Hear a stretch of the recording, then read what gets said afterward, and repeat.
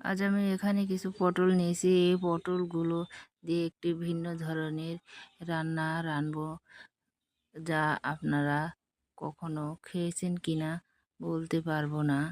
প্রথমে আমি পটলগুলো চেঁচে নিয়ে উপরের খোসাটা ফেলে দিয়েছি। এখন আমি একটি কাঠির সাহায্যে ফুটো করে নিচ্ছি পুরো পটলটি। সবগুলো পটল আমি এভাবে ফুটো করে নিয়েছি এবং এই ডাঁটাগুলো আমি ছোট ছোট আকারে কেটে নিয়েছি।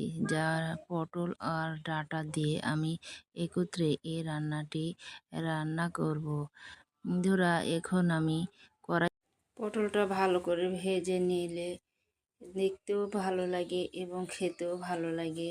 পটল তো অনেকভাবেই খাওয়া যায়, তাই আজ আমি এই পটল আর ডাঁটাগুলো দিয়ে সুন্দর একটি রান্না করব।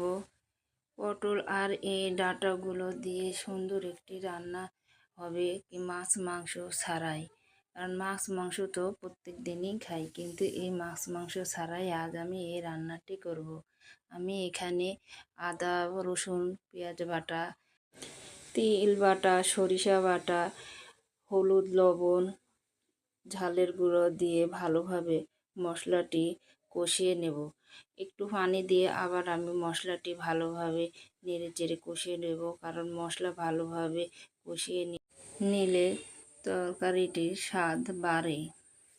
সুন্দরভাবে আমি ডাঁটাগুলো নেড়ে চেড়ে কষিয়ে নেব। ডাঁটাটি ভালোভাবে কষিয়ে নেওয়ার পরে এখন আমি পটলগুলো দিয়ে দেব। পটল দিয়ে আবারও আমি ভালোভাবে নেড়ে চেড়ে কষিয়ে নিচ্ছি। বন্ধুরা, কষানোর পরে আবার আমি অল্প করে একটু পানি দিয়ে দেব। পটল আর এই ডাঁটার রেসিপিটা আপনাদের যদি ভালো লাগে বন্ধুরা, তাহলে আমাকে লাইক কমেন্ট করবেন, আর ইউটিউবে দেখলে সাবস্ক্রাইব করবেন, আর ফেসবুকে দেখলে ফলো দিবেন।